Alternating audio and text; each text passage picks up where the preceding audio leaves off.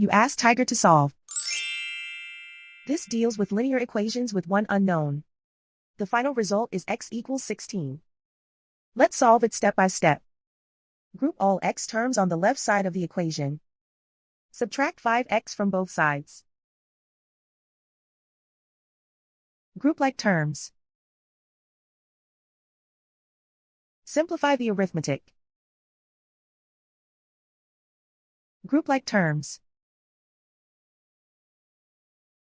Simplify the arithmetic. Group all constants on the right side of the equation. Subtract 6 from both sides. Simplify the arithmetic.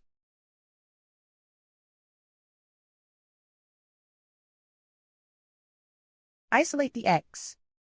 Divide both sides by -2. Cancel out the negatives.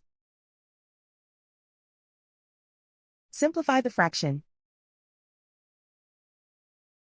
Cancel out the negatives. Find the greatest common factor of the numerator and denominator. Factor out and cancel the greatest common factor. And so the final result is x equals 16.